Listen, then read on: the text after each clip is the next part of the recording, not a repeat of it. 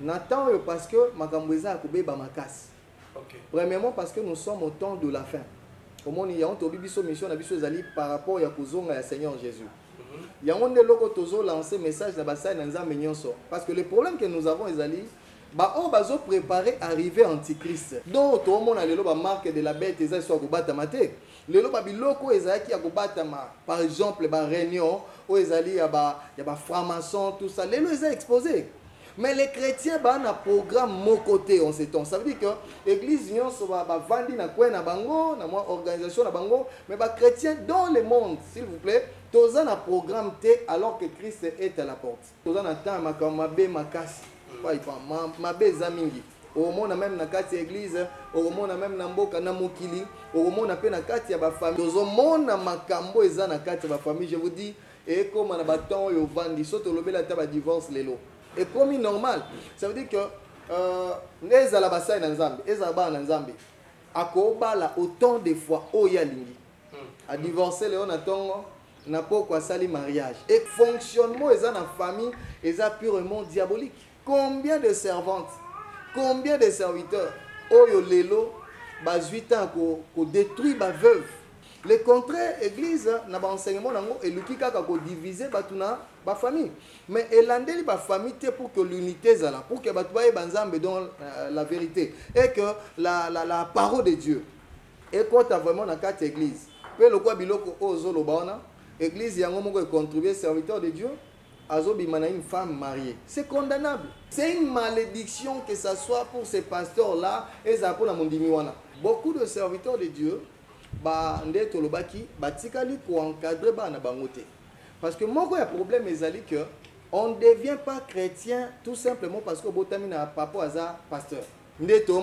Combien de pères ont sacrifié Banabango? Et on a constaté en ces temps, les enfants ne respectent plus leurs parents. N'a pas famille aînée à Zali Souste, de Yebanite Nani Yaya, Nani Leki, Omoni, Moko Yambeba, Ezalaki, P.O. Ekwesi.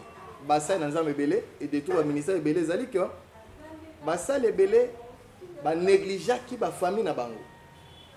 Or la Bible dit ceci que celui qui néglige, qui ne prend pas soin des siens est plus qu'un infidèle. Donc il y a un infidèle, il y a plus qu'un infidèle. Ebele ba kozala ba bon chrétien ba église, ba vrai serviteur na église. Mais aussi dans enfer à travers la réalité de la famille. C'est Papa Moïse prophète.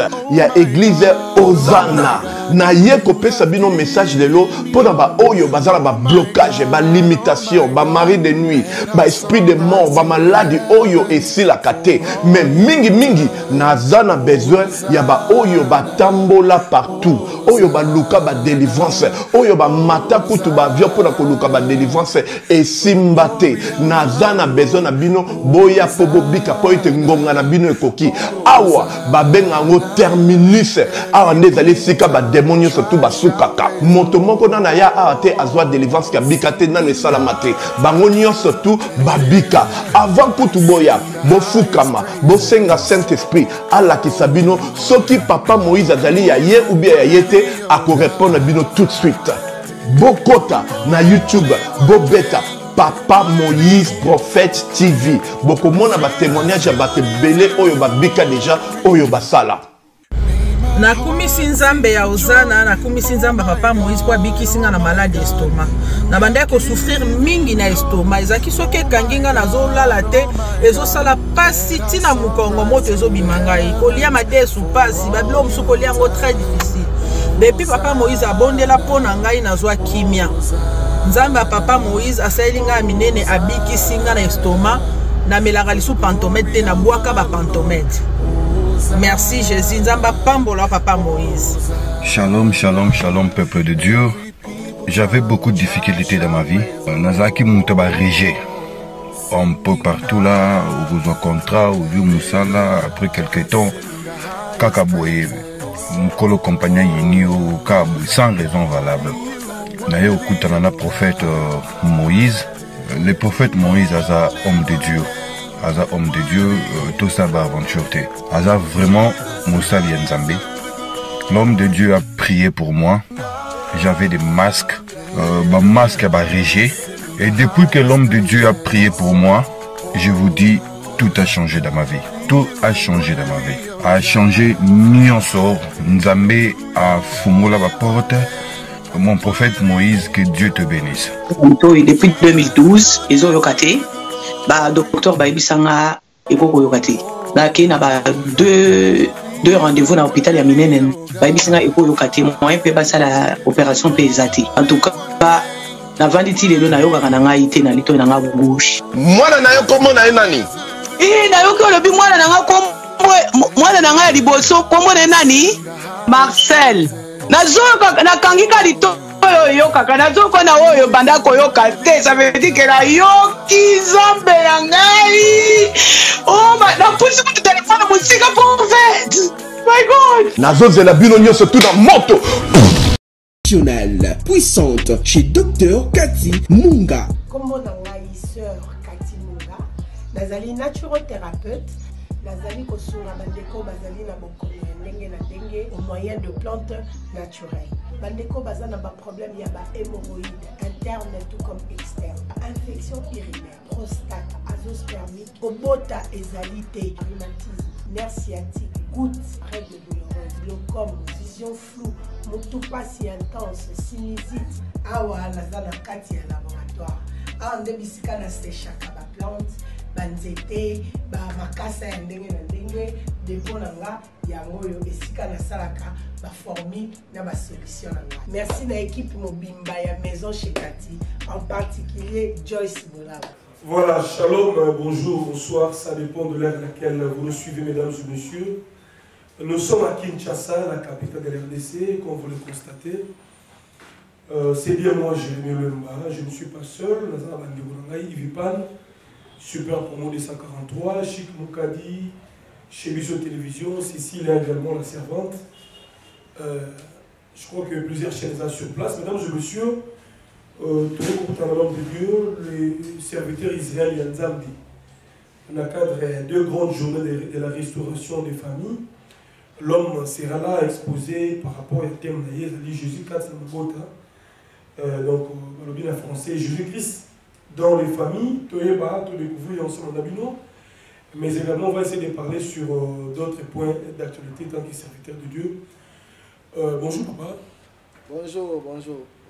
Alors, moi, dans cette tradition, l'homme de Dieu, déjà on a présenté le serviteur israélien Nzambe. Tout le monde est d'accord et par rapport à l'appel national.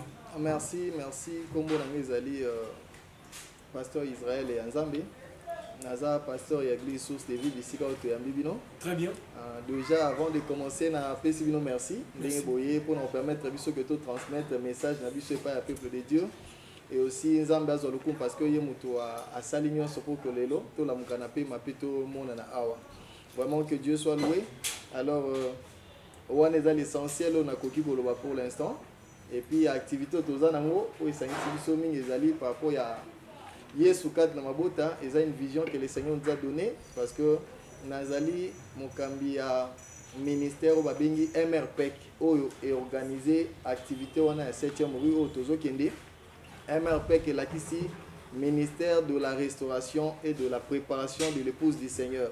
Donc MRPEC ezali musaloko la pesi pona ko bongisa pe pona ko kolengela o ezali église ya Yesu na boneto ya minareto ya Christ. Alors musala mingi nzamba pesi biso tozaka mingi na kati ya mambo etali famille, mambo etali église pe makambo etali mboka. Ça veut dire que le quoi toza na temps to constater que mambo za ko beba mingi na kati ya ecclesia na kati ya ba famille pe na kati ya mboka. Alors kolo apesi biso mukumba wana oyo nazokamba basali belé na kati ya ministère wana na cadre wana ndi yango to organiser pour na famille activité to bengi Yesu kata mabota o thème nango ezali. Donc c'est un peu ça. Voilà, ça c'est bien exposé l'homme de Dieu. Alors Yesu kata mabota ezali inspiration, soki na révélation ndoto bien comment.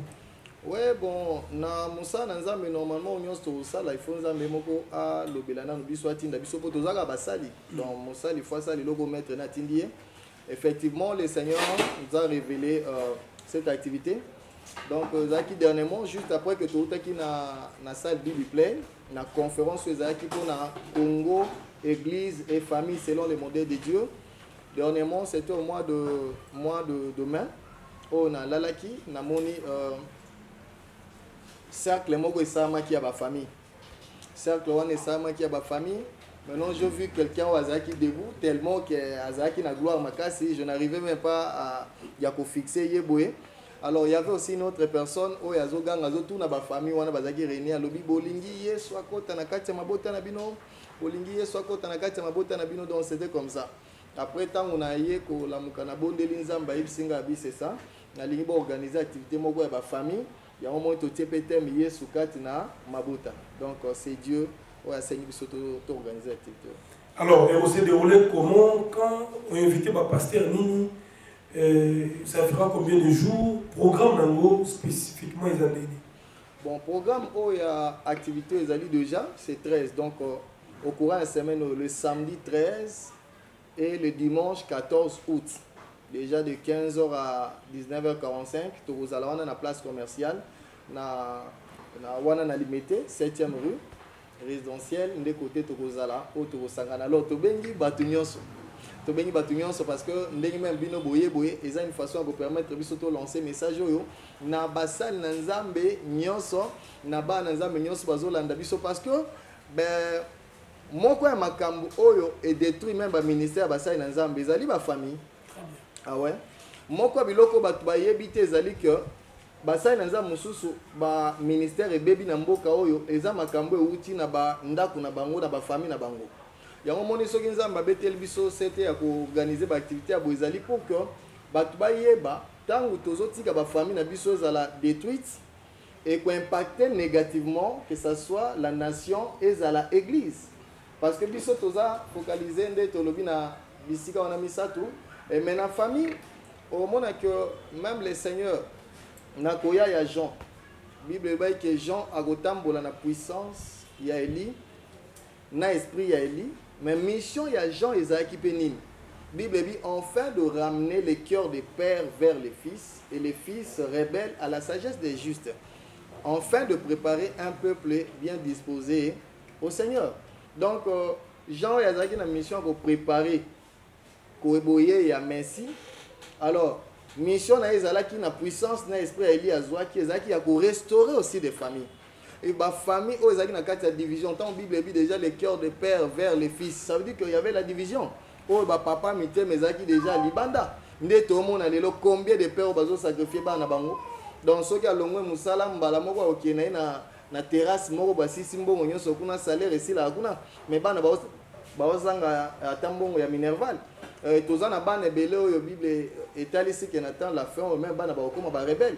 Donc c'est ça to monikolo asengaki na ye que moko ya mission ezala ko ramener pe bana oyo ba komi ba rebelle. Yango to constater en ces temps les enfants ne respectent plus leurs parents na ba famille aîné azali souste do yebani te nani yaya nani leki. Donc bilambo mwana zolata na ndako déjà zo bimanango. Donc il y a beaucoup de choses aux hôtels c'est que famille za ko biba. Alors biso donc quoi to zimo ko ya mission ya ko préparer église pour na kozonga kolo Yesu to ko négliger la famille te. Faut to ça pe mission na ya ko bunda et longo na Saint-Esprit na parole de Dieu pour que ba famille ezonga na maboko ya Nzambe. C'est comme ça que to ko za église ko za malamu to ko za nation ko za malamu pour na ko préparer ba to na bozonga ya kolo Yesu. Donc c'est un peu ça. Voilà, merci beaucoup l'homme de Dieu. Les choses en famille, c'est intéressant. Mais comme on dit, la charité, bien commence par soi-même. Aux hommes au sein d'un Zambé, on dit que ils ont légion, ils ont ébélé. Passer mingi, ils sont victimes de divorce. Ils sont passer un peu mingi, tout le monde a une réputation un peu malamotée. Alors qu'est-ce qui fait tout ça? Ils ont dit qu'un envoûtement, temps de la fin. Ou bien vous avez la conception autre au monde. Merci beaucoup papa. C'est ce que je venais tout à l'heure de dire. Au moni moko ya mbeba ezalaki pe o ekwesi basa na nzambe belé et de tout le ministère belé ezali que basa le belé ba négligeaki ba famille na bango. Or la Bible dit ceci que celui qui néglige, qui ne prend pas soin des siens est plus qu'un infidèle. Donc il y a un infidèle, il y a plus qu'un infidèle. Pour Dieu, c'est ça. Alors, un serviteur de Dieu, sa première mission est bandana nous na propre famille na ye. ce qui a côté à la parole, à côté à Batumususu, il doit commencer d'abord à prêcher cette parole dans la famille na yemoko. Il faut sauver dans nos familles na ye. Parce que ezali principe. Bible dit crois au Seigneur, tu seras sauvé toi et ta famille. Donc alors ça dans Nzambe belé ba évoluer que a une église à préparer ba sœur na église à former bango ba comme makasa musa na Nzambe tout ça et finalement il y a qui kobota pe ba phénomène tout monde qui ba femme à ministère. Tant musa la zo mona que ba on a travaillé na bango ba comme makasi mais yé muto former bango pour ba comme makasi. Mais moi si na nda ko zo former té. C'est comme ça que je vous dis la vérité. Tozui na église ya Congo ba foyer belé ba sa na Nzambe za déstabiliser parce que okokuta basi belé ba vanda na ba sa na Nzambe bazala ba païenne. Donc fonctionnement ya maman pasteur ezali banda ya maloba na Nzambe. Donc il y a eu beaucoup de choses. Il y a au Monique ba conséquences ezali belé. Et même de notre côté, il y a eu des serviteurs de Dieu. Aza un bon pasteur dans l'église, mais un mauvais mari à la maison. Azo torturé moi si na une église aza pasteur. Soit une église, bah on a mutumoko gentil, mais à sa maison pour naza vieux lion. Au bas na ba koki même pas quoi approcher. Donc en un mot, bah ça na Nzambe belé, bah zwa qui soit y a église. Mais bah négliger qui ba famille na bango. Or Bible lobby même l'église que o ya linga zwa charge, il y a un évêque, azo aspirer nango. Il faut nous à gérer bien sa propre maison. Donc test à liboso même ya kozoba charge ya misa na Nzambe ezala na ba propre famille na biso. Bible biso ki yemo ko kokana ko gérer ndaku na malamu te na parole de Dieu te. Comment ko gérer l'église? Alors c'est un peu ça les conséquences, il y a négligence oyo ko banda na basai na Nzambe ba négliger ba famille na bango et ba ye ko travailler kaka na église. Maintenant le diable a profité na eloko wana pona ko déstabiliser bango. Ozo ya na église mais deux jours uti ko so na mwasi na ndako. Donc je travaille bien des nanda ou des choses dans la kimete parce que kuna harmonie ezate les enfants bazo se prostituer ba na bazo tambola lokola ba païen et donc c'est un peu ça ils allaient négligence ou uti na basa na Nzambe. On attend mais la pression beauté. Merci beaucoup papa. Télévision chez Moukai. Ah que Dieu soit loué. Nayoki au lobby que ba salmingi Nzambe ba échoua la mission na bango pour na lien ya famille pour la famille je dire mon quoi ba point moi ba point oui bilembo za nini elboso est-ce que vous pouvez faire bilembo oyo et mosala musuka rolanda yo à travers atea dayo à comprendre que par rapport à bilembo beaucoup yende na échoua la mission là to pe ba lien ya famille et la rabino pe ba pasteur on a elboso ya ni balé ezali comment la mingi bino basala na Nzambe bana na bino nde ba bebisa bana bino baza ba voyou bana bino baza ba ndumba bana bela ba pasteur ba ko finisa comme ba sala Nzambe et ça milimu mabeo benga na ba sœur l'église bana Nzambe ya ko zonga na ba famille na bino mais on va me expliquer biso pourquoi ba pasteur on ko yoka biso soli les loyo batumi ba on préfère ba bana ndao ke ba ya bitonga. Bon c'est ça papa, merci beaucoup pour la question bilembo nini o ezali a koyeba que famille est joué et sali que ministère de l'élection. Naye bien pasteur. Azan Angola. Akima, je dis bien. Akima église. Atsikina bana na mwasi. Pasteur wana parce que l'un de frères Tobanda travaillait dans une église à l'époque. Petit frère naye mutazala qui deuxième pasteur. Anda kama pasteur wana. Et ndako na bango zaki juste na même parcelle oyo église zaki. Maman pasteur abundisa pasteur kaka avant culte. Donc herbe fidèle ba okotande herbe tumbe bundaka. Si jo moko pasteur culte DG bandi kuna ye bazo bunda wana maman pasteur. Maintenant ba signaler que ta maté ya ikoki. Azui Bible na zo yamba mpo akokota nzoka na sima déjà elamba ese pasuka yi. Akoti protocole na signaler papa na sima ezama mokulu. Mosa Nzambo na zonga culte continue. Suka nango akima église akenda Angola pe abenga pasteur batika ki wana bina oya lisuste. Mama wana tango comprendre que mobile akimi Mosa Nzamba ki aya dimanche s'il vous plaît na mutuka na bandeko na ba membre de famille ba telemisa batu na ba kit ya église bazwa ba kit ya ba église na ba santé. Et tant babenga pasteur babita makambo mwasi nazo sala moi c'est après cet argument à l'habitant tobalana qui na régime à communauté de biens.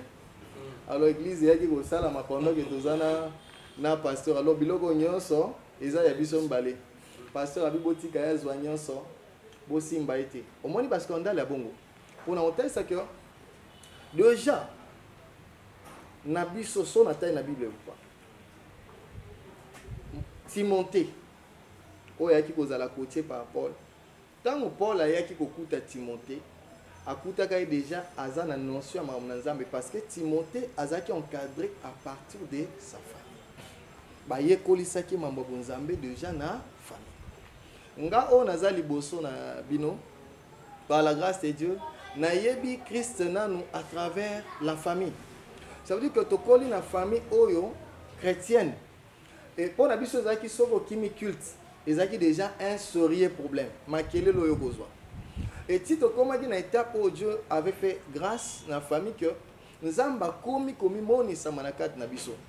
Au point que biso tozaki parfois ok na classe. Ok na classe, oloba ki kaka. Ba bêtise, ozongi na ndako, au mona moko asimba mi na Saint-Esprit bandi ko loba yo loba ki ba bêtise na classe. Ko lobango li souste. Donc biso tokoli bongo, ça veut dire toye kola ki crainte Nzambe à partir yanda que tous les pasteurs ba encadrer biso ba yebi ezaki bongo et to servir Nzambe na ndenge ya famille. Alors je crois qu'il y a beaucoup de pasteurs ba ko témoigner au moins déjà que encadrement tozoki na ndako, éducation tozoki na ndako ya Nzambe yango sunga ki biso ko évoluer pe bien na l'église, ko yeba ko respecter ya yo mon église, ko respecter pasteur parce que to bande ko respecter déjà ba parents na biso.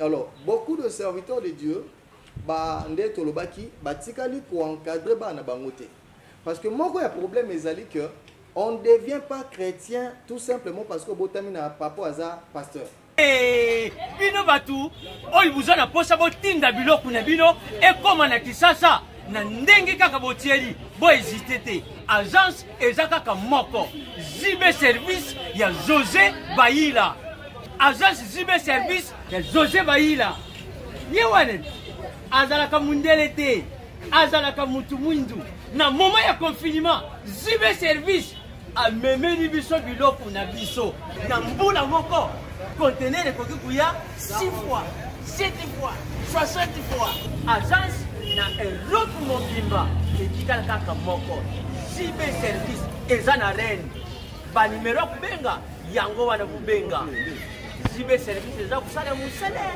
awa na kisasa eza bongo place ya kubunga te na Sainte-Thérèse na sima ya station mbala moko za mubimba afasi na yango la police Zibe service eza wana bande biso toza kaka na kisasa te toza na Angola toza na Brazza toza na Mbanzango toza na Matadi toza na Boma toza tina les bango na moment ya confinement na bango na bazansi na bango balali biloko yete enfant de Dieu na pesi bino mbote na kombo na Yesu. C'est bien moi votre frère le pasteur Israël Nash. Je vous salue au nom de Jésus. Je suis précisément à Kinshasa. Naza responsable ya Ophelina. Jésus est mon papa. Na ye liboso na bino pour na représenter bino bana o bozomona na bilili pe ba difficulté tozanango. Na bandaki musala oh ça fait longtemps ya koboko la bana selon ainsi dit l'Éternel. Mais ba difficulté ezamingi difficulté ya loyer parce que tozo foutela et puis difficulté au foot la bana minerval pour to chute au bandaki to pesa qui avance mais tikali ndambo nazo banga ke bana oyo bakata classe bakoma nango na sukate. C'est pour cela Dieu m'a mis au cœur na lancé message oyo na batu nyonso ya motema malamu basunga bana oyo bozomona na bilili bana oyo bozomona na bilili ndambo na juna rond-point Ngaba ndambo Victoire ndambo limité et puis ndambo l'état pesingai pona bande kolanga nyonso ba congolais bobi ba réalité nini to passer nango na mboka soki nga simple individu na ndimi kozwa bana o na bokola na ainsi dit l'Éternel soki l'état s'est décidé to mona suba fazer na nzelate c'est difficile ya osala ngonga moko. C'est pour ça na zo lancer appel na bana nyonso nzambe pona classe ya bana oyo pona loyer na bango kolata pe kolia na bango na osenga na batu nyonso baza cœur sensible pe baza na motema kosunga ba sunga biso pe ba salisa biso toza na commune ya Kalamu quartier Kauka référence ya monene tokanga mina université Kimbangiste, avenue comme on a Marin, le numéro 16. Numéro de téléphone, biso pour na bateau, balingi ba contacter biso pour na ba détail mon sous, ils a plus 243 89 72 32 220. Bana ebele basai na Nzambe du fait kazo botama papa na ye maman baza tout le temps na église yé pa comme ba comme goya na l'église ti akoli alors a évolué bongo mais yé moko na na pesa vie na pas à Jésus té c'est ce qui se passe na bato bazaka mi mpeme na biso du fait que baza na ndako na biso bazo ya tout le temps na église pour na ye et ceux qui wana maintenant les diables ne voient pas ça. Bible dit on frappera les bergers, les brebis seront dispersés. Alors, misalo to sala ka Nzambe le diable aluka ko détruire premièrement o ezali basai na Nzambe. Parce que tangu ayaka aluka ka voani no efwa lekana. C'est comme ça que komona balekela ki Dalila pour que bazwa Samson.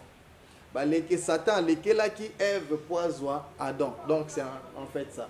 Est-ce que ezali na ba version biblique vous avez quoi prier thème aujourd'hui na milolo ko sala? Oui, il y a beaucoup de versets bibliques. Déjà, quand je dis, la Bible dit que crois au Seigneur, tu seras sauvé, toi et ta famille. Dans la Bible, était ici dans Luc 1, 17, que mission et agent Isaïe qui a pour ramener le cœur de père vers les fils rebelles à la sagesse des justes. La Bible était ici que celui qui ne prend pas soin des siens, ceux de sa propre famille, est plus qu'un infidèle. Donc, il y a beaucoup de choses. Et pour dire que Christ a ligné vraiment yenda kota ba famille parce que ba famille ils sont victimes, il y a beaucoup de choses. Famille ils sont détruite dans nzela ya l'état. Famille ils sont détruite dans nzela ya église lelo. Famille ils sont détruite dans nzela ba membre ya famille o bazali ba sataniste, o bazali ba sorcier, ba irresponsable. Famille ils ali lelo détruite dans nzela ba nzela ebele en fait. Nous sommes impactés négativement la famille. Alors pour ça, Nzambe Zalini, famille zone autour, il y a parole. Parce que Nzambe, quand il est le Dieu d'Abraham, d'Isaac et de Jacob, ça veut dire c'est un Dieu qui a commencé avec la famille. Tout le monde a jardin d'Éden. Nzamba Zanzamba Banina Mabota, et pour ça, nous allons régner dans des familles. C'est un peu ça. Voilà, merci. C'est Yves Pan, c'est le nom de 53. Voilà, l'homme qui est Israël Yanzambi, fils, et merci beaucoup. Yanzambi, voilà, ça c'est bien. Alors, thème aujourd'hui, Yesu kati na mabota. Pourquoi dans le moment où? Et encore une chose, l'élo, par contre, on est plus, nous sommes le soutenir notre péché docteur de power. Alors, ce jour-là, il y a mon tout, il y a pour retenir les alanines. Et pour terminer, à quel souscrit la kati ya milieu na biso Yesu na kati ya mabota. On remarque qu'il n'y a pour que on tempo kitoko Yesu kati ya mabota et puis les système d'édition ou bien au soukika na oyo ezali na 7e place commerciale. Merci beaucoup. Merci beaucoup, papa Yves. Je crois que son embosse, c'est la question qu'on rappelle. Déjà, il y a Liboso Lobby. Pourquoi on attend? On attend parce que Makambouza a coupé Bamakas. Premièrement, parce que nous sommes au temps de la fin. Au moment où il y a une mission par rapport à Seigneur Jésus. Il y a un logo tozo lancé message dans Basai Nanza Menyonso. Parce que le problème que nous avons, Ezali, on va préparer arriver Antichrist. Bazan a programme commun. Au moment où ata oyo oh non oyo azana domaine ba faire oyo azana domaine na boy mais bazana programme oyo zokuta ntabango ezali il faut ba sala makambo ezali ya ko préparer arriver à Antichrist. Donc tout le monde a lelo ba marque de la bête ezali so ko bata mate lelo ba biloko ezali ya ko bata ma par exemple ba réunion oyo ezali ya ba franc-maçon tout ça lelo ezali exposé. Mais les chrétiens ont un programme mon côté en ce temps. Ça veut dire que l'église va vendre na bango, na organisation na bango, mais les chrétiens dans le monde, s'il vous plaît, tous un programme T alors que Christ est à la porte. Alors, déjà sur le total dans Matthieu 24, Christ a dit que tant de la fin et vous avez un problème belé. Et vous avez un temps difficile où beaucoup abandonneront la foi. Les premiers comme les derniers. Attel ici, se haïr, se trahir. Les gens se plaignent, poison contre une église, la haine et la division. Celui qui lit la parole, il dit que c'est normal par rapport à temps. C'est par rapport à temps. Et dans 2 Timothée 3, la Bible est telle ici que autant la fin, temps est tellement difficile. Alors, sur base à temps au Tozali, où est le temps de la fin, avec nyonso na mokili, et 8 ans pour influencer aussi négativement l'église Nandenge Bele, que ce soit sur le plan spirituel, moral, physique. Donc, Yangwana, biso le quoi travailler pour la mission pour préparer l'église pour la ozonga kolo yeso, to kotipe na kati ya mabota pour que mabota ezala restauré, pour que tous allons enlever na ba membre ya ba famille na biso. C'est ça. Donc pourquoi c'est temps? C'est parce que tous en attend makamabé makasi. Quoi il pas mabé zamingi. Au monde même na kati église, au monde même na mboka na mokili, au monde na pe na kati ya ba famille. Et le quoi tous en ministère ya ko bongisa et koki koyaka na temps makambweza ya kobeba. Et na ba famille makambwe baby makasi parce que tozo kamba mingi pe ba famille. Tozo mona makambo eza na kati ba famille, je vous dis, et comme on a bâton yo vandi soto lobe la taba divorce lelo. Et comme normal, ça veut dire que les alabasa na nzambe, ezaba na nzambe. Akobala autant de fois oya lingi. A divorcer leo na tongo na poko sali mariage. Et comme normal, alors que batu ebele soki to sali attention te na mamboyo, ebele ba kozala ba bon chrétien ba église, ba vrai serviteur na église. Mais bah aussi qu'on a en fait à travers la réalité de la famille.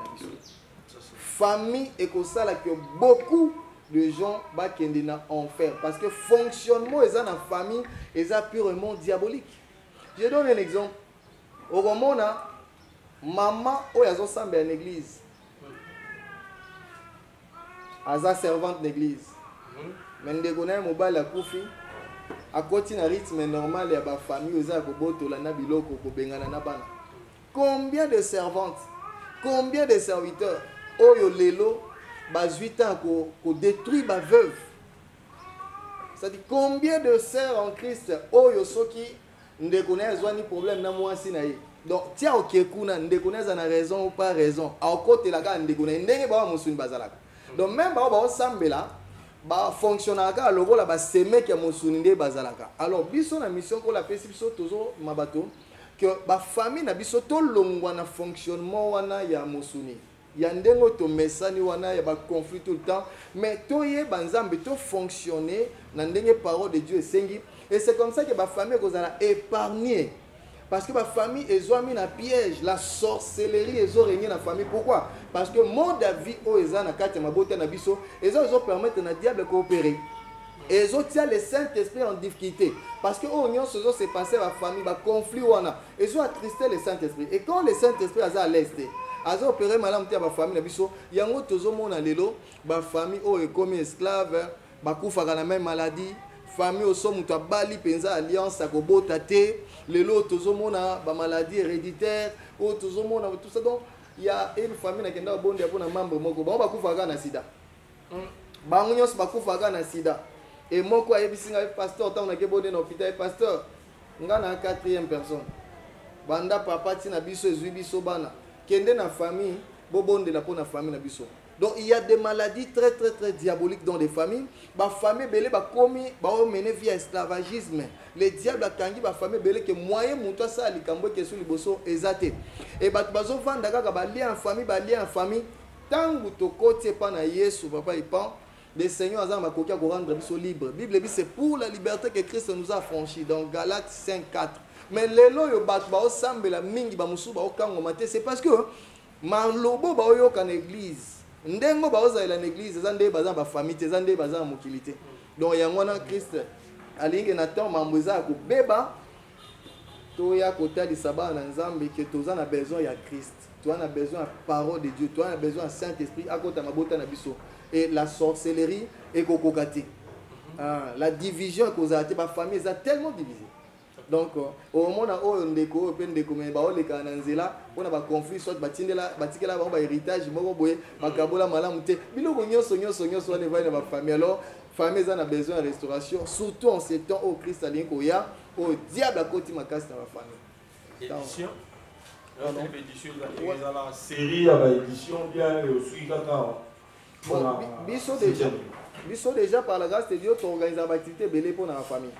Kaka na neo tozaki na séminaire ya ba maman oyo ezalaki animé na maman Tumba ya couple Bloba toti kozana na séminaire ya ba papa Kapuna mamboyo. Et puis le Seigneur a tindi biso neto kende wana to organiser peu ba couple pardon ba conférence. Il y a Oezali ya ba couple. La conférence Oezali ya ba marié, ya ba fiancé, tout ça la gamme. Donc ça moko ba activité oyo ezongaka pour la lutte tout ça. Je ne sais pas si j'ai oublié quelque chose. Mais là, on s'est au Bosani, famille et Zélani après Milulo Yesu Kati Namabota. Après Milulo, famille et l'unité. Ça veut dire que Mambo Toké, tous on a besoin de famille et divisée. Tant qu'on a à travers la parole de Dieu, et pour que l'unité et la famille. Tozeli ba couple mususu bazaki séparé qu'à travers visitation na Christ na bisika ona tout le monde a que papa a eu conscience abino il faut na zongi sa mwasi nga na ndako tozeli que ba famille o ba yeba kinzambe te oyo ba umeli bingi na kati ya sorcellerie o ba vandi na vie ba kisi après campagne wana bazala touché frappé par la parole tout le monde a bango kopé sa vie na bango et pas à Jésus que Jésus a régné na kati ya ba famille wana et puis na milulu wana ba famille bazela la délivrance. Ba famille oyo basala reloko ekenda liboso te bakufaka ba même maladie bazana ba chef spirituel moko bo baloka bango babebisa na bango bazela la délivrance parce que on a visitation na Nzambe aye ko restaurer aussi ba famille na ba aspect wana. Donc c'est un peu ça. C'est Cécilia, la servante de la presse de Fatih Santé Télévision. Shalom Papa Israël. Shalom. Papa, petit thème qui vraiment créé le problème local à cause Yesu kati na famille attitude ni ban ensemble bakoya les jours là ma question est celle-ci bino ba pasteur de boza ba semaine trouble na ba famille bino ne bo condition instabilité na ba famille les autres qui ba famille et ça na des autres à cause na bino ba pasteur si on a thème au télé biso Yesu kati na mabota et pour édifier le peuple de Dieu, attitude d'une balle, on peut bien le pasteur, on va s'aimer la troupe dans la famille. Le pasteur, il y a cela 3 jours passés, à Béli-Moine, à Yabéi. Mais veillez à terre. Il n'y a pas maman. Moi, je suis payé, mais il y a mon papa, pasteur, a violé moi, à 16 ans. L'église, à la Kauka. Je vais même comme le second pour mettre les fils. Comment dit que Bino Bassa ensemble aux enfants vraiment exemple à suivre que si on a tel mot Yesu kati na makota toya ça ni attitude ni toi. Merci beaucoup. Il faut boya. Déjà difficulté toza na ngo yango wana. Parce que message ya liboso na lobi boye eza kaka ba pasteur te. Mboka eza na makambo yango esali pona ko détruire ba famille. Na lobi mboka les diables. L'église, quand je parle de l'église, je vois les serviteurs de Dieu, na ba enseignement et puis ça mi, pe ba membre ba famille. Ça veut dire destruction en famille et zalina ba niveau nyonso wana. Les diables o ya kaka pona ko boma, pona ko iba pe ko détruire. Yepé azo opérer dans cette famille. Ba mauvais serviteurs, des faux serviteurs. Oyo bango pe bazana makomba sali ba diviser tellement ba famille, ba botoli basi ya bato. Chaque fois. C'est pourquoi tu as et ça une façon d'interpeller les Nzambe. Non, c'est pas ça Nzambe. L'État, ça dit que va contribuer à la destruction de la famille. Parce que si on a bien appelé ça dans l'exemple, maman Cécilia, l'État ça n'a pas. Tant que papa ya bana wana zo sala, ba opé ça y salaire. Au moins bana déjà basé exposé. Ya lelo ya sika mwana kongo yokelanga eloko oyo onyokwama pe mingi kofutela mapangu okoma neti bakinela yo molimo ya kofutela okoma kolota bokolo lopango sanza nyonso di soki kaka tokomi na suka sanza ngingo embadi mame kindotila ebandi kasi lelo yoka abala groupe eye solution pona yo papa pe mama okoma pe mokolo lopango abala Abala Group était à disposition na bino terrain ya minene ya 20 sur 20 cadastré à partir ya 5 000 pe 4 000 $ ya pamba engai 5 000 $ ya pamba okobanda kofuta yango a crédit veut dire ndambu tu okosilisa nyonso awa na commune ya Selebambu référence kaka na route principale OVD wana okanisi esili ten Abala Group eza na ba mibange na ba concession ya kosakana te na Lutendele na commune ya Mongafula na Kimwenza gare référence Lac Mavale ya boye okonyo kwa malisusu nini solution esi ekomi Abala Group eko pesa yo opportunité o souscrire na mabele oko makolo lopango kasi oza kofuta mbongo ndambu mukie ti okosilisa lopango ekomi ya yo mikanda nyonso okozwa courant ezali forage pe ezali po ozwa mai kitoko kutu soki osombi bango moko bakoki kodefisa yo sima obanda kotonga malembe ti okofuta o mettre en valeur parcelle na yo ba terrain na bango ezali pene ya makadam mosika te véritable libaku ezala te na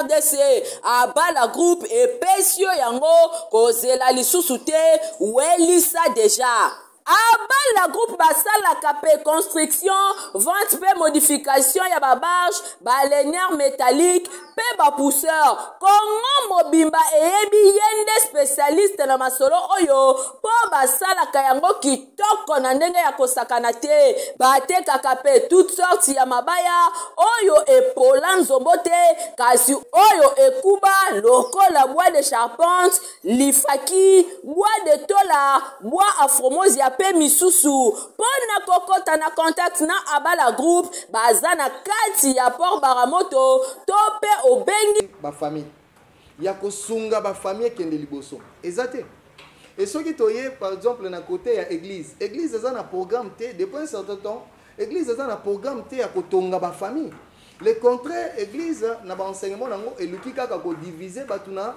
ba famille mais elandeli ba famille te pour que l'unité zala pour que batu baye banzambe dans la vérité et que la parole de Dieu et quand vraiment na carte église pe lokwa biloko ozolo baona église yango moko contribuer serviteur de Dieu azobima na une femme mariée c'est condamnable et on est dans un pays où bazo prôner l'état de droit.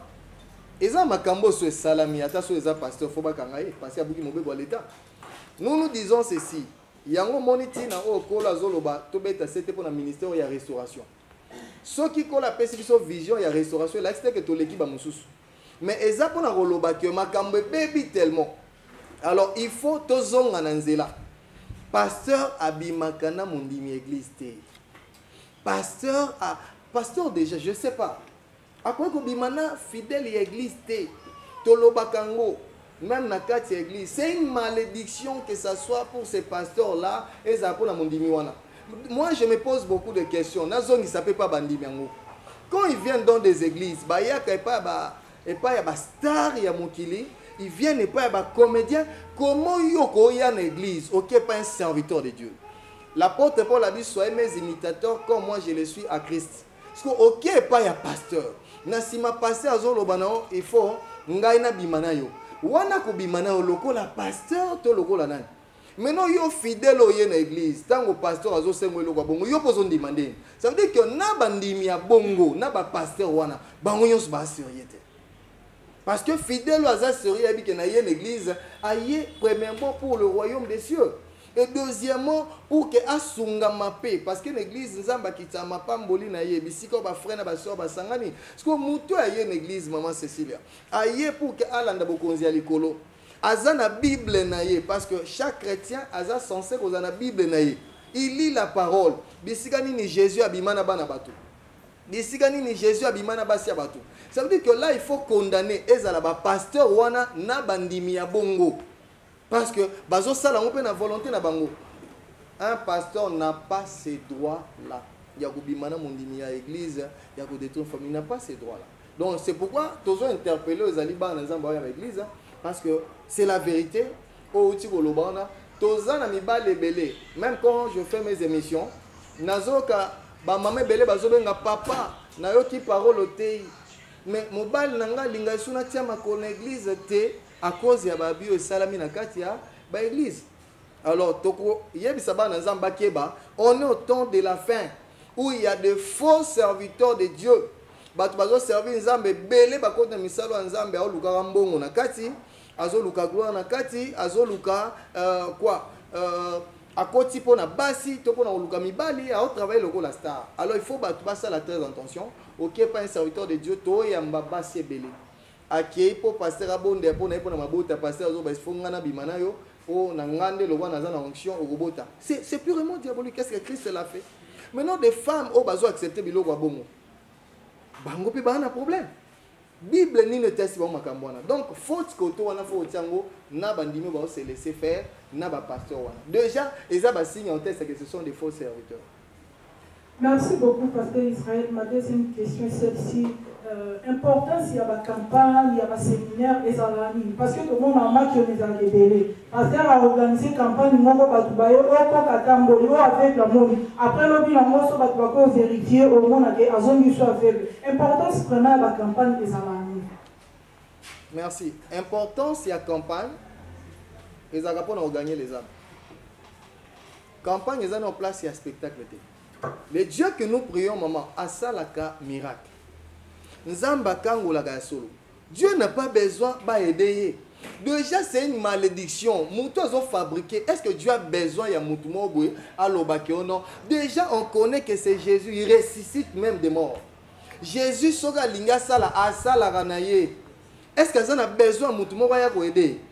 Maman Cécile, Nzamba Boma Mokili Nataya Noé, à Loman Zambete, à Touma Nataya Sodome. Donc, il n'est pas Dieu par rapport à l'existence, il y a un pasteur. Encore moins des pasteurs congolais. L'église, l'église a 4 mois, l'église, Tokota Kite. Nde longola nzambe nzambe.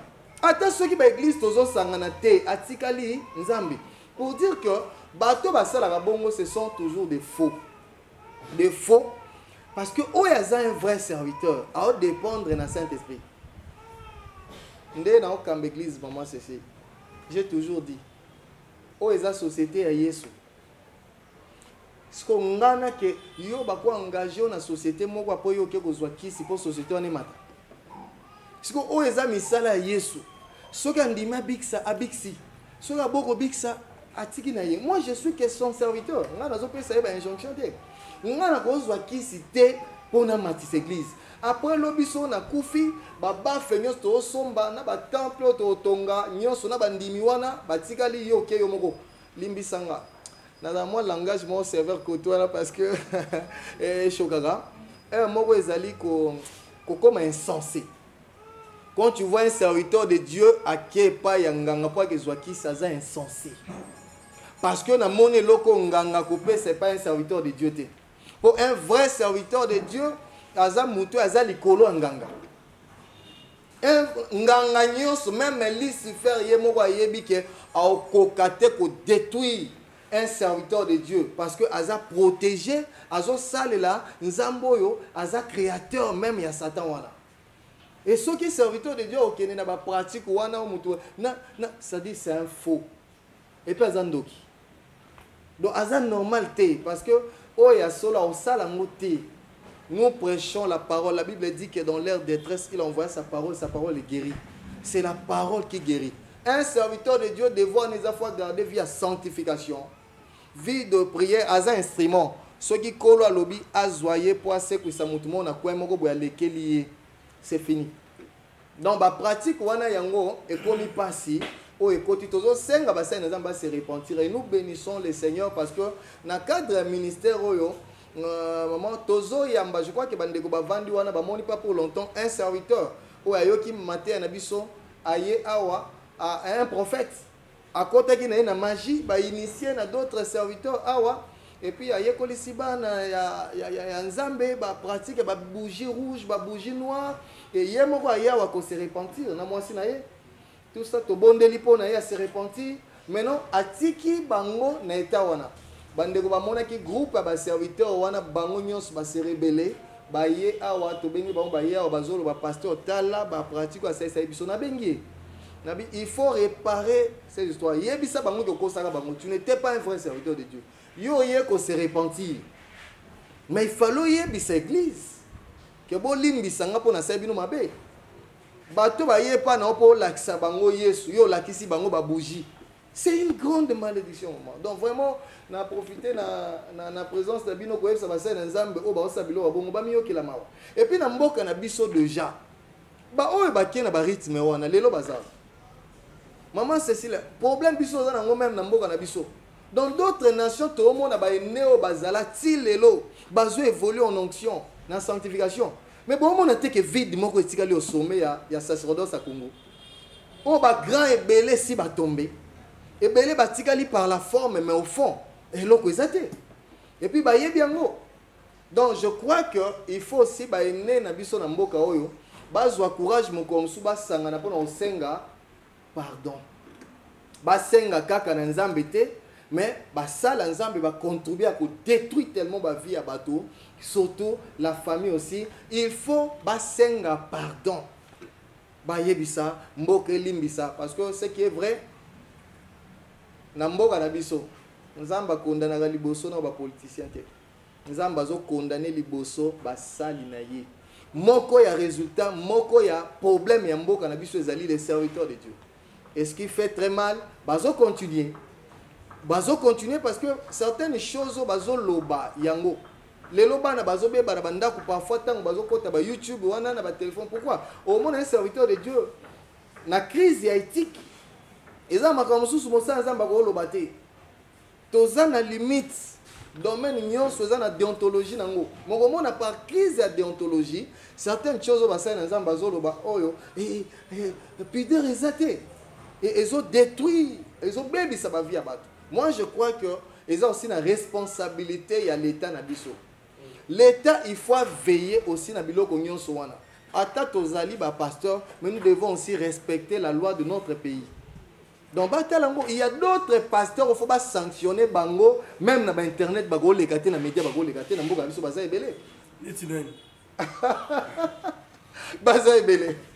Baza est belé. Moi, je ne peux pas me permettre de tara ba kombo ya batu mais baza est belé au penda, ba paie sa sanction qui a go les gâtés parce que bazo servi une édification te, soki ka mamweza ngitina te.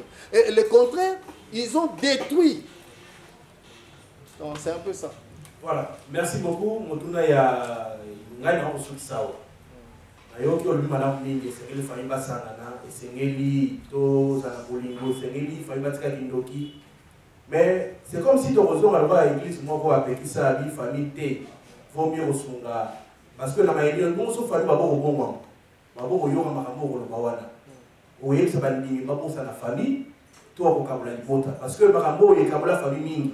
Tellement aussi migo et kabula batu mingi tant on côté matin on se ta comprendre que ah nga maladi na ngo utana famille nga mutu kingani ufunguli batu bisu bali mawi na famille. Est-ce que l'objectif est là bongo? Merci papa. Na pe sa oka témoignage moko na famille na biso nzamba bengi biso na ba âge ba 11 ans to bando sa nzamba ba âge ba 11 ans nzamba formé biso mingi na famille na biso. Le coin na famille na biso tozaki na bakoko bazaki ba chef coutumier. Alors tant ba ekozwa génération ya baboti na biso balingi ba imposer bango bandima makambo wana ba pouvoir wana. Le coin bandai ko sambela balobaki biso to kondima lisuma wana te. Eza mambo ya sorcellerie. Alors il fallait ko boma bango. C'est comme ça que je vous dis la vérité, pas pour longtemps na supporté na mon hôpital.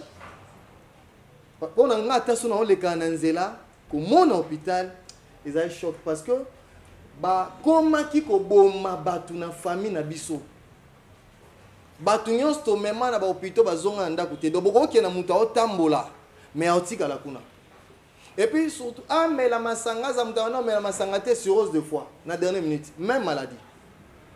Et c'est comme ça que quand Dieu nous a appelé, a fait biso binonde na ko utiliser pour délivrer famille na bino. Si na komaka na 20 ans na tikala mona muto alataka alliance na famille na bisoté. Donc Dieu nous a formés, on était des petits enfants.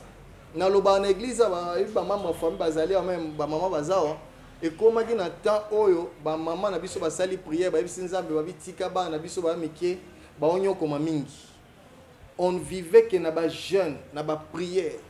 Pasteur oyanga mon père spirituel et ça sangisa ba serviteur ba kota retraite ba senga na nzambe ba nzamba zonyo ko la mwana oyo parce que okoya na église na obeta na zoyemba na ba jeune na ba 7 jours à sec pour nzamba linga ko utiliser biso pour que famille kangoma par la grâce de Dieu batu bakufa ka iso na biloko ante nzamba komi ko révéler biso au moins maladie wana eza ba nyoka ba monama je eza batu ba yebi ba musupe ba yemba ba monama wa ba serpent eza kwa ba serpent mo ba pumbwaka bango wana Israël bazo tinda ba na famille tant bazo soit batu na simezo comme au cirrhose des foies ya kindoki. Il fallait qu'on combattre cette histoire par la grâce de Dieu. Les loyo eza sous babiloko esala magate. C'est-à-dire ndengo batu banda ko kufa maladie wana ezate parce que Christ a gagné famille na biso et lutte na ngai dès le bas âge ezala libota na ngai ba la parole. Mais bandeko o baza ba yebi que dans toute notre famille ko la pesi biso bangolu to ça la nzambe. Mais l'église a un bateau, so na opesa suspension ya makasi ezaka ba o bazana ba membre ya famille o zamba benga ba sala. So ba sala erreur l'église bazo parce que na veaka c'est que famille n'a servi nzambe dans la fidélité. C'est de cette manière-là. Dieu nous avait dit ba koko na bino na ba teka nyonso ba richesse na bino. Mais bino bo sala la ngai ndenga na kopambola bino. C'est-à-dire même vie na biso longévité, si ba teka kango, fa eto kufa na ba jeune âge. Et dans tant abisso le wanzamba béni biso par la grâce de Dieu famille za kokangwama yango le Seigneur nous avait promis abi de la même manière que on a utilisé bino de le bas âge famille na bino kangwama na ko utiliser bino pour d'autres familles et tozo kumisa nzambe parce que ba famille belé même atatango église ko si nevanto kamba awa ba famille musuto kota ki o okutelo kwa malamu ezate. Mais bon, il y a beaucoup de témoins par la grâce de Dieu pour dire que biso moko touti na kati ya mambwana nzambe alongi si biso bitumba wana yango alobaki utiliser biso aussi pour d'autres familles. Pe aloba na biso na kotinda bino vers ba famille o molile za makasi. Vers ba famille o ba problème ba be za makasi mais pour que ngai na mimoni ça peut na restaurer yango. C'est ce que nous sommes en train de faire. Donc c'est un peu ça, je sais pas si vous na répondre à la question na yo. Aspect moko ezaki oui ngale na mingi na yeba na suka okotinda mundimi après osambela monike la famille ba blokai ba kokamona na famille parce qu'il y a des églises oyo batinda bandimaka ba bosa na famille oyo bandimi ba bosa na famille yé mieux sur ma église que mon famille na yé parce que le thème oyo mo revenir bongo par conséquence na vous ala bongo ya on a dit quand on poni thème oyo yeba ke kokabola ba tembele na niveau ya famille. Merci. Biso na thème okutu ezana ya okabola batute. Ko batu bazade ya okabola ba famille. Thème oyo ezakutunde ya ko conscientiser nyonso za membre ya famille qui azana devoir ya kotonga famille na ye. Ozala chrétien, surtout les chrétiens. Chrétiens nyonso foye ba ke mission ya liboso awa na yesa bandeko soki o jeune kapo na famille na yo kangwa mate famille na yo bongate ozando ke liboso. C'est-à-dire que biso tozo zongi sakutunde ba bazwa conscience que tokoki ko détruire ba famille na biso te. Tokoki ko détruire ba famille na biso te parce que kuna lelo ba bomona nga boye na okamba batu.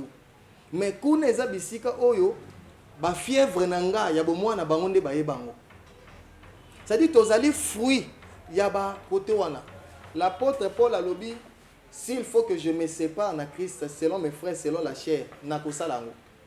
Pour dire que à un certain moment, ndengo zawana papa, si okoli okomi bongo, ozape na ba devoir moko envers maman na yo. Ozape na ba devoir moko envers papa na yo, envers bandeko na yo. Ça veut dire il faut pas to kende na ba liro lelo ezali oyo, mutu soit soki na pambwami et soki ka pona nga mwasi nga ba na nga na yebike batu mususu wa créer mo ba polémique. Mais moi je le dis, j'enseigne aussi dans ensemble. Joseph soki a joie qui rôle a joie qui te famille ngai sonana. Dieu oyo atie biso na ba famille. To zape na ba mission ko accomplir na ba famille wana. Pour ba famille wana zape na ba service rendre biso.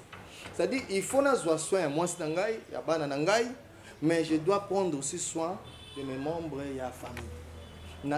C'est normal que tant on a na moyen faut na sunga pe maman na ngai. Faut na sunga pe ba frère na ngai parce que soki bango oyo baza liboso ba oyanga soki na lingi bango te na oya kolinga muta famille mosusu soki na bondeli liboso pona ba famille oyanga te oya zobela na luki nzambe te okanisi na koya koluka nzambe nanu pona oya famille mosusu. Donc bref biso to ke pona ko diviser ba tout mais tozo psande mutu nyonso il faut contribuer, il faut sala nyonso. Ceux qui ont le soutien financier, ceux qui ont le soutien spirituel, nous devons aussi construire parce que Dieu veut que nos familles allaient restaurer et vivre en harmonie, bien. Donc c'est ça que Dieu veut. Voilà, merci beaucoup Israël Yanzambe, l'homme de Dieu, pour ces moments de grâce. Espérons que Bandego Batalibiso, de partout à travers le monde, va vous bénéficier d'un message. Na conseil pour UPC na tonga lelo. Mais pour un bateau peut-être dans la bande ou la famille va trouver sujet intéressant au benga yo. On a les solos, prières, consultations, vous pouvez savoir numéro de téléphone. Ouais, numéro de téléphone est allé plus 243 89 12 90 162 plus 243 89 12 90 162. Donc on a soba bengi bako zonga personnellement. Voilà, merci. Nous sommes arrivés à la fin. À tous et à toutes, merci beaucoup. Cécilia, Yvipan, Chic, au conclu. Papa, ça va bien là par rapport à l'activité. Activité, on rappelle notre date et tout. C'est par là que nous allons clôturer. Sur la Sissi, Tokati. Merci. En tout cas, merci beaucoup. Na oloba na bandeko me baza musika autant musu physiquement ba ko koya te. Na bino na koyebisa moko na moko que ba famille na biso za na besoin de parole de Dieu. Jean 1 Bible dit qu'au commencement était la parole était avec Dieu. Rien de tout ce qui a été créé n'a été créé sans elle. Il faut tomber ma parole na Nzambe na mabota na biso pour que mabota bandeko na biso baboti na biso bazwa pe bomo ya seko. Et na kati ya parole lumière ezali. Tant que tu as la parole de Dieu, lumière ou la Bible dit qu'il les a nassé à ténèbres. Lumière ou la parole de Dieu qui chasser ténèbres. Où ils ont représenté misala à Satan où il va dans la famille na biso. Pe na kati ya lumière ou la vie ezali. Vie ou na kokoma partage ya moko na kati na biso, c'est comme ça que tu vas sauver ba famille na biso. Et puis bah oh nyonso balandi biso na temps au muke parce que tu l'obika à l'essentiel. Il y a beaucoup de choses à dire concernant la famille, mais tu touché qu'à moins quelques points au fait que tu répondre na yango. Tu sengi na ndeko nyonso comme intercesseur ya famille na yo. Ndeko nyonso comment ko sala quelque chose. Quand je parle de la famille, je vois votre famille restreinte et aussi même la famille élargie. Oh, il faut contribuer pour bien naître na moko luka elongi na Nzambe pour que règne à diable za suna kati ya famille. Moi kambo yo Nzamba 5 biso action to ki nango na 7e rue Limité na place commerciale et au banda du 13 au 14 août. To kozala wana to côté ya Saumalamu message ko la pese so pour la famille et puis to kozwa tant ko bonde la Nzambe pour na ko bebisa misala nyonso ya diable ba maladie au diable côté en famille pe ba vie à bateau diable azo bebisa na kati ya famille et Dieu fera grâce. On to sengi na biso ba oyo boza awa na Kinshasa bokoki koya vraiment à partir ya samedi na 15h to kozala wana ti na 19h du 13 au 14 août tozo banda wana koya na bino ekozala pe lipamboli et moko na moko ya na attitude wana prière ya kozela na Nzambe quelque chose oyo fwe kangola libotana mobile boyo kanate déjà bola na boza na chambre moko mais déjà séparation de corps et salama bana bakoti na rébellion bazoto sasubino baboti te ba problème nyonso wana to memango pa Nzambe poza ba problème oyo eutaka pe na molimo par ba envoûtement par des attaques diaboliques et kosuka na conseil ya pamba te il faut to tia lo sambo wana eza message oyo toko kopesa biso Jésus azozonga lokwa kolo so azozonga c'est pour nous une opportunité comment golo bolingi maman na yo mais atika la raté enlèvement église. C'est dans ces cadres là il y a ngoko la tindi biso to yebisa bandeko que vraiment tout se préparer pour Jésus azozonga to sauver ba famille na biso. Que Dieu vous bénisse. Que Dieu vous bénisse. Merci beaucoup Nabino Nyonso pe. Merci. Monisanga loboko na yo Naipa na yo Monsanto yo Monisanga loboko na yo Zambalolo yo Azo sale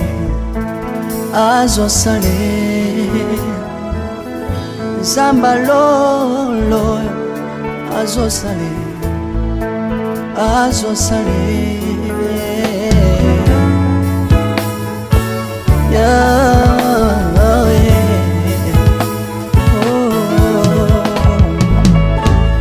Naipa na yo Papa nanga Monisanga loboko na yo Naipa na yo Monsanto yo Monisanga loboko na Zambalolo yo Azo sale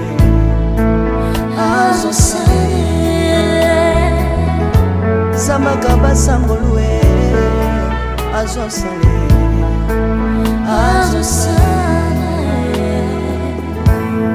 Salilanga Yesu Yesu Salilanga Yesu Yesu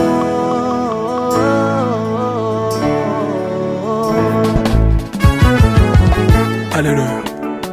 Yesu azana pamoja. Kombama na yo Yesu. Kombama. Chilobo. Yesu na lingina tachola Yesu. Papa na lingina témoigner sangalo na ye. Ngapena tato na bonsambe na yo iswa bato. Yoka bosenga na nga zambaka basaye. Yoka shishe na nga ye sangalo na ye. Na ye na babasi na nga libosa bozambe na yo. Na ye na kozanga na nga libosa bozambe na yo. Salela nga Yesu, Yesu. Salela nga Yesu, Yesu. Salela nga Yesu, Yesu. Salela nga Yesu, Yesu. Bundela nga Yesu, Bundela nga Yesu, Yesu. Bundela nga Yesu, Yesu. Bundela nga yo.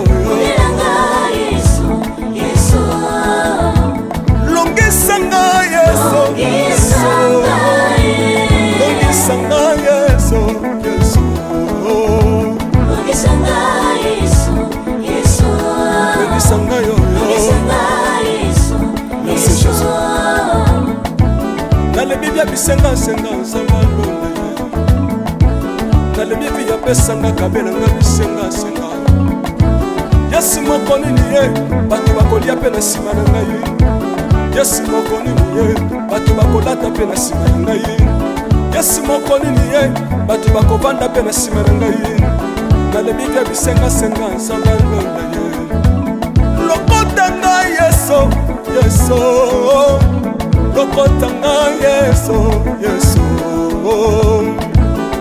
Lokotanga Yesu, kotikanga ite.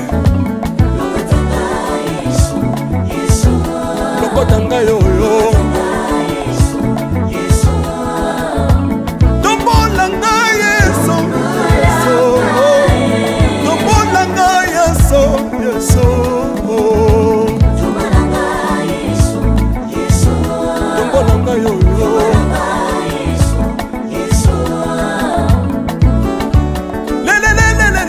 Mesa wafako Mesa wafako Watitishina nsambi watenzelela Watitishina nsambi watenzelela Yeso, Yeso Lesa mukatanga lisa Lesa mukatanga lisa Lesa mukatanga ye Lesa mukatanga lesa Alléluia Chilobo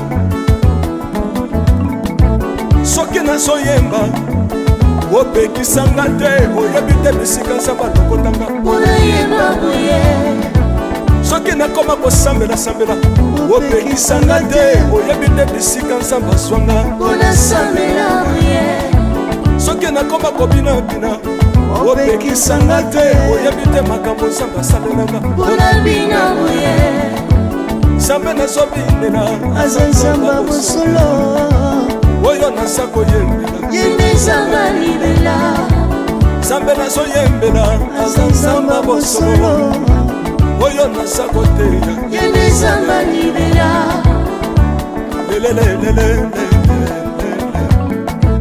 nalingi mobala oyo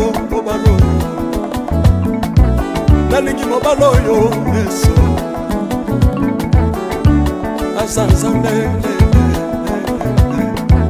ayoki bosenga na nga nzamba kabasa ye ayoki suje na ngai ye nzamba ndonda ye nazalaka lokatere apesinga lopango natambolaka makolo lelo nakomi na motuka ngai oyoyo nazalaka kobala te lelo apesinga libala apambolinga yeso yeso apambolinga yeso yeso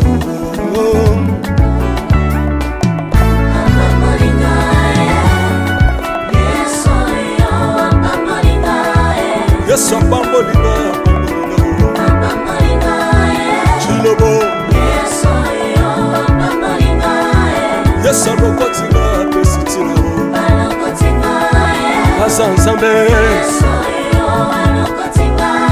nalingo beta mololo bisika ezali yo beta mololo waki bafisi de prophète bana royaume de dieu bana centre de réveil ozobouge obinaka wapie mpona pambola yo ingénieur ki on est ensemble na yesu elongo tozomata mabe ya nzambe eza wapi soki nzambe azopambola yo